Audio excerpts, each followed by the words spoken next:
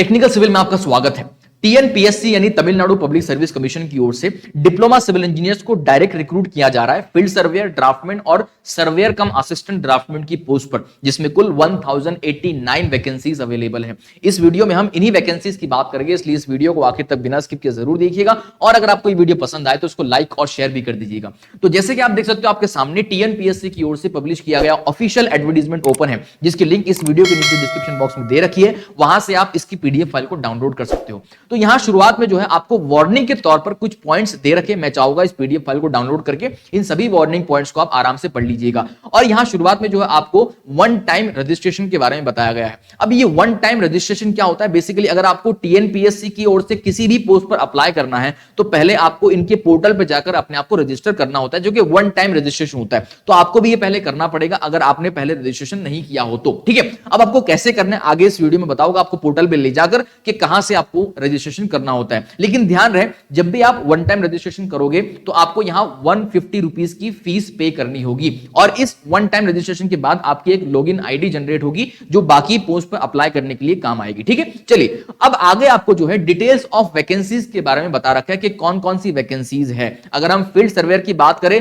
तो यहां पर कुल 794 प्लस 4 यानी ये सीएफ जो है ये कैरी फॉरवर्ड वैकेंसीज है। ठीक है, जो पिछले बार रह गई थी वो अब जो इन्होंने इसमें इंक्लूड कर दिए, तो 798 कुल वैकेंसीज हैं। उसी के बाद यहां पर देखा जाए तो ड्राफ्टमैन की अगर बात करें 236 वैकेंसीज है और सर्वेयर कम असिस्टेंट ड्राफ्टमैन की बात करें तो 55 वैकेंसीज है। इस तरह से कुल मिलाके ये 1089 वैकेंसीज होती है। अगर पे स्केल की बात करें इन वैकेंसीज के ऊपर या इन पोस्ट के ऊपर तो वो 19,500 से लेकर 71,900 की पे स्केल आपको दी जाएगी। ठीक है, ये वैकेंसीज की बात हो गई। उसके साथ यहां पर कुछ इंपॉर्टेंट डेट्स के बारे में आपको बता रखा है। आप देख सकते हो यहां पर डेट ऑफ नोटिफिकेशन आपको दिया है 29/7/2022 और यहां last date for submission of online application है जो कि बहुत इंपॉर्टेंट है और वो है 27/8/2022। ये आपको ध्यान रखना है, इसको नोट कर लीजिएगा। ठीक है, एप्लीकेशन करेक्शन विंडो पीरियड यानी आपने एप्लीकेशन सबमिट कर दिया लेकिन अगर आपको करेक्शन करना है तो उसके लिए भी आप यहां पर देख सकते हो 1/9/2022 से 3/9/2022 के बीच जो है आप अपनी एप्लीकेशन के अंदर करेक्शन कर पाओगे, उसके बाद आप करेक्शन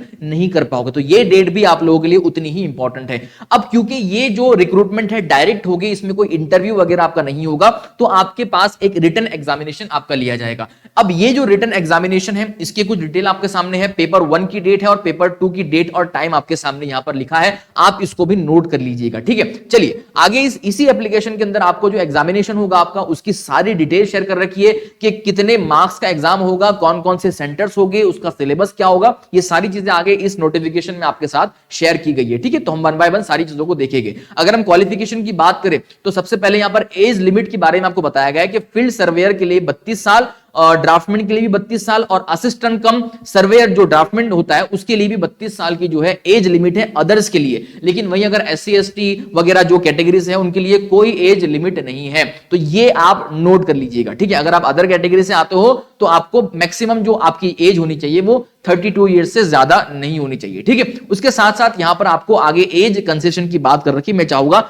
जो कंसेशन वाले लोग हैं, जो बेंचमार्क डिसेबिलिटी वगैरह जो उससे बिलोंग करते हैं लोग पीडब्ल्यूबीडी से, तो आप इसको आराम से पढ़ लीजिएगा। इसके अंदर आपके लिए कुछ कंसेशन दे रखे हैं, वो आपको यहां से पता चल जाएगी। ठीक है, चलिए यहां पर एजुकेशन क्वालिफिकेशन की बात करते हैं तो फील्ड सर्वेयर के लिए आपको बताया गया है कि ये जो 3 अलग अलग एजुकेशन क्वालिफिकेशन है इनमें से एक आपके पास होनी जरूरी है। अगर हम बात करें पहली की तो diploma in civil engineering from any institute approved by AICTE. ठीक है, यानी अगर आपके पास एक डिप्लोमा सिविल इंजीनियरिंग की डिग्री है तो आप यहां पर अप्लाई कर सकते हो। अगर नहीं है और इन दोनों में से कोई एक है तो भी आप अप्लाई कर सकते हो। उसी के बाद यहां पर जो है ड्राफ्टमैन की अगर बात करें तो इन तीनों में से कोई एक क्वालिफिकेशन आपकी फुलफिल होनी चाहिए जिसमें डिप्लोमा सिविल इंजीनियरिंग भी शामिल है। और उसके बाद सर्वेयर कम असिस्टेंट ड्राफ्टमैन की बात करें तो यहां पर आप देख सकते हो डिफरेंट ये 5 क्वालिफिकेशंस है, इनमें से कोई एक क्वालिफिकेशन आपकी फुलफिल होनी चाहिए। इसमें डिप्लोमा सिविल इंजीनियर भी शामिल है। ठीक है, तो आप देख सकते हो ये क्वालिफिकेशन के क्राइटेरिया है। उसके बाद आपको यहां पर कुछ और इंपॉर्टेंट चीजें दे रखी है। नॉलेज इन तमिल आपका होना चाहिए क्योंकि जो आपकी जॉब होगी वो लोकल तमिल में होगी,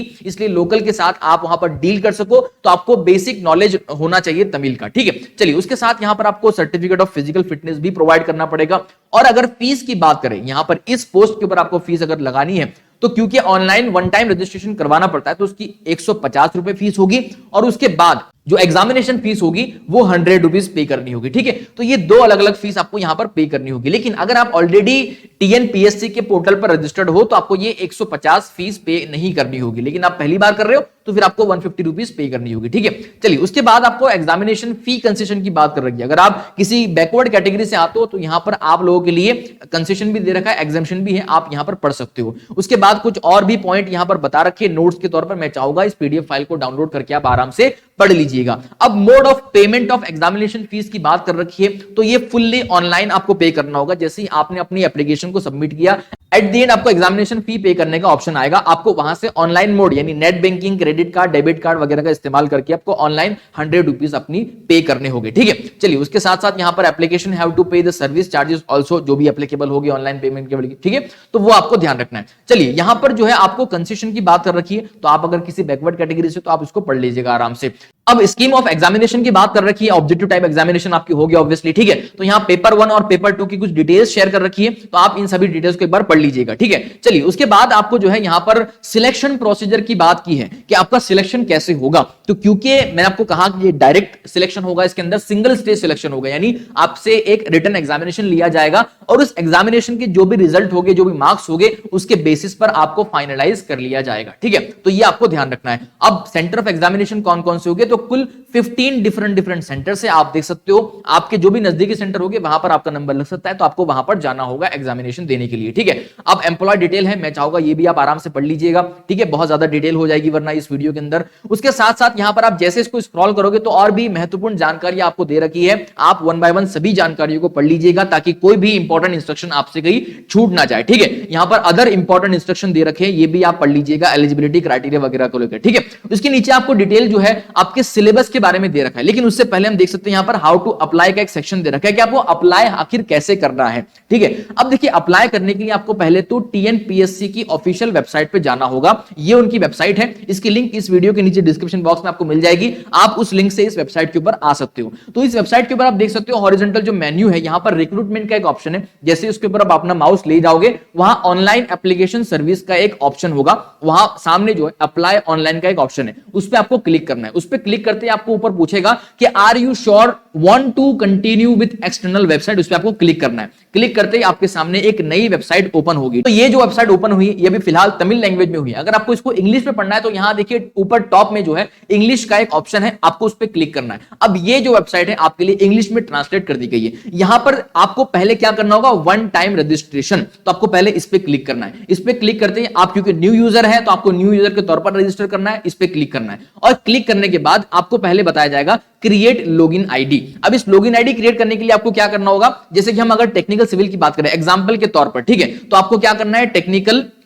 01 या 123 जो भी आप यहां पर लिख सकते हो, आपने एक यूनिक आईडी आपको क्रिएट करनी है और यहां जो कैप्चा है उसको सॉल्व करके आपको सबमिट करना है। ठीक है, इसके बाद एक आपकी यूनिक जो है आईडी यहां पर जनरेट हो जाएगी। लेकिन अगर इस आईडी जनरेशन के अंदर कोई भी आपको दिक्कत होती है तो देखो इन्होंने यहां पर अपना हेल्पलाइन नंबर दे रखा है, टोल फ्री नंबर है, आप इनसे संपर्क करके इसके बारे में जानकारी हासिल कर सकते हो। ठीक है, तो शुरुआत में आपको मतलब यहां पर 1 टाइम रजिस्ट्रेशन करना है और ओटीआर करने के बाद आपको 150 रुपीज फीस भी पे करनी पड़ेगी। 1 टाइम रजिस्ट्रेशन कंप्लीट होने के बाद आपको होम पेज पे जाना है। ठीक है, अब यहां होम पेज पे आने के बाद नोटिफिकेशन का आपको ऑप्शन दिख रहा है, इस पे आपको क्लिक करना है। इस पे क्लिक करते ही जो लेटेस्ट नोटिफिकेशन जिसकी हम जिक्र कर रहे थे, फील्ड सर्वेयर ड्राफ्टमैन और सर्वेयर कम असिस्टेंट ड्राफ्टमैन की, ये आपके सामने है। यहां पर देखिए आप देख सकते हो एक्टिविटीज के अंदर जो है अप्लाई नाउ का एक ऑप्शन है, आपको इस पे क्लिक करना है। जैसे आप अप्लाई नाउ पे क्लिक करोगे वैसे ही आपके सामने साइन इन का ऑप्शन आएगा। यहां पर लॉगिन आईडी जो आपने ओटीआर के अंदर जनरेट की थी वो देना है और पासवर्ड अपना देना है और यहां पर सबमिट करना है। सबमिट करने के बाद आपके सामने इनकी एप्लीकेशन ओपन हो जाएगी। एप्लीकेशन के अंदर जो भी डिटेल्स आपसे मांगी जाएगी वो सारी आपको फिलअप करनी है और उसको सबमिट करके एट द एंड आपको इसकी फीस पे करनी है 100 रुपीज और यहां पर आपका सबमिशन इस तरह से कंप्लीट हो जाएगा। ठीक है, अगर आपको इनका जो रिटन एग्जाम है इसके बारे में डिटेल सिलेबस जानना है तो आप यहां पर इस डिटेल एडवर्टाइजमेंट को जब नीचे स्क्रॉल करोगे तो आपके सामने देखिए ये पूरा डिटेल सिलेबस है एग्जामिनेशन का, जो आप यहां पर पूरा पढ़ सकते हो और इसके अकॉर्डिंगली आप तैयारी कर सकते हो। ठीक है, तो ये इस टीएनपीएससी की तरफ से एक छोटा सा अपडेट था डिप्लोमा सिविल इंजीनियर्स के लिए। इसमें फ्रेशर्स भी अप्लाई कर सकते हैं, तो बहुत ही अच्छा मौका है। अगर आप इसमें एलिजिबल हो तो जरूर अप्लाई कीजिएगा। इसी तरह से और भी ढेर सारी अपडेट्स हम आप तक पहुंचाते रहेंगे, इसलिए आप हमारे इस यूट्यूब चैनल के साथ बने रहिएगा। मिलते हैं अगले वीडियो में, धन्यवाद।